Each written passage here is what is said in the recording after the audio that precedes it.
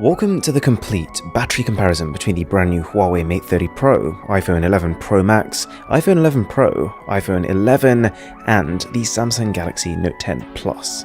First things first, let's get them to the same brightness level. So I've opened up a white page and used a luxometer to measure the amount of light emitted. I've put all phones on the same settings, and now we've done that, it's time to remove the chargers and start the timer on the far right.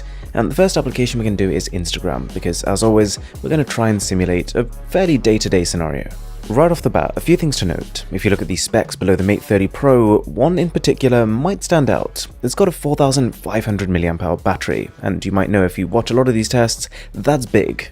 Almost more interestingly though, the iPhone 11 Pro Max has nearly 4,000 mAh, and yes, that's not as big as the Huawei, but at the same time, in every test I've done, iPhones have always been very efficient with the battery they do have, and so, given that this is such a large capacity, by far the largest Apple has ever used on a phone, it'll be interesting. So we're about 40 minutes into the test, and we've finished with Instagram. We're now on an application called the History of Everything, standard education app, and you can see the Note is behind for now, but it's looking like the iPhone 11 is not too far in front of it.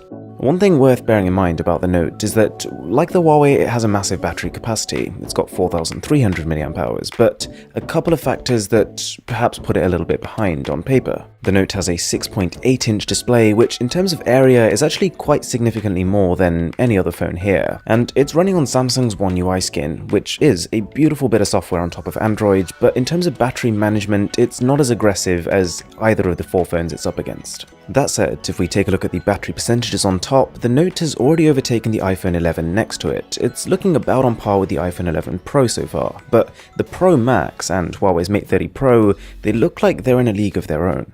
Let's talk about resolution for a second, because we've got quite a weird set of phones in terms of it, and generally speaking, more pixels is going to drain more battery. The reason I say it's weird is that apart from the Samsung, which is just set to Full HD+, none of the other four phones actually use a standard mainstream resolution. The Mate 30 Pro and the iPhone 11 Pro, they're pretty close to 1080p, but they're just a little bit higher. The iPhone 11, the base model, is lower than 1080p, and the 11 Pro Max is higher. It's the highest resolution phone out of all of them. Now, the Note 10 Plus does have a Quad HD+ display, but because out the box it comes set at 1080p, and because that's what 95% of people are going to stick with, that's what I'm using for this test.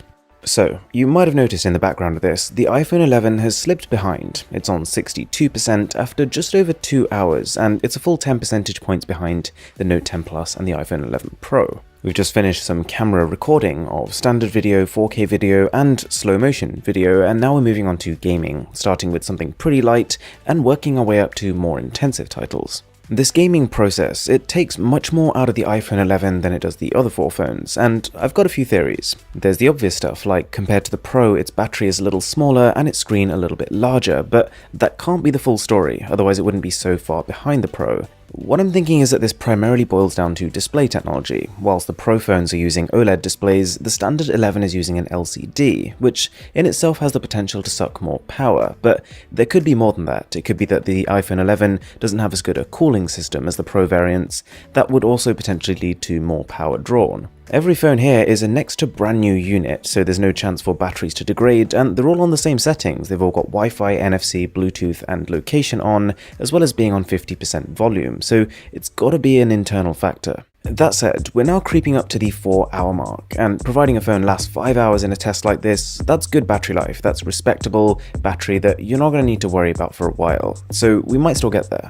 I actually had to double take at this point when I realized that, yes, we are approaching the 4-hour mark, and yes, the Mate 30 Pro and 11 Pro Max, those things are on well over 50%. I don't think I've seen battery life like this since the Pixel 3a XL. You may or may not have realized, but we're actually in a really interesting position when it comes to looking at the chipsets of each of these phones, because these are phones from Huawei, Apple, and Samsung, the only three smartphone companies that actually have their own smartphone chipsets. And so, in a way, this actually further amps up the stakes of this battle. You've got Huawei, Apple, and Samsung's top-tier flagship phones using their latest and greatest silicon, and it's all being pitched together in this battery comparison.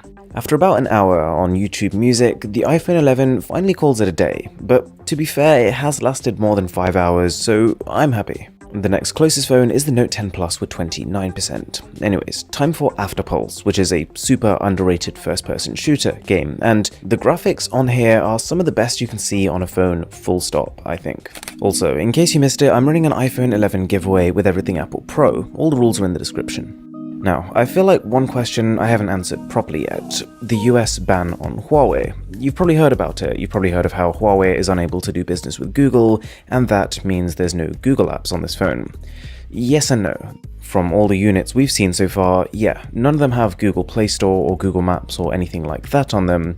But two things. First of all, it seems like Huawei is pretty confident that this will blow over and that the situation will eventually sort itself out.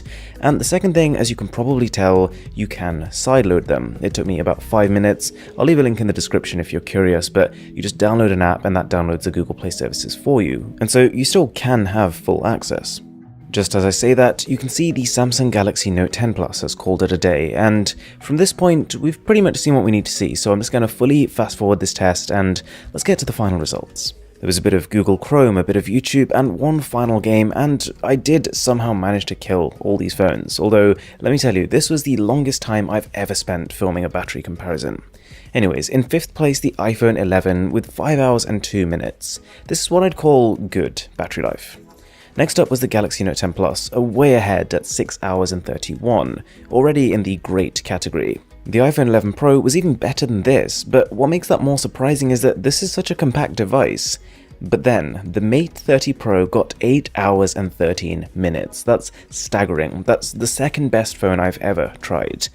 But then, the iPhone 11 Pro Max takes the full title. This is the best battery I've ever tried on a phone, and it completely came out of nowhere. I always did wonder what would happen to iPhone's battery life if Apple actually put a large battery inside, and you can see for yourself it's pretty great.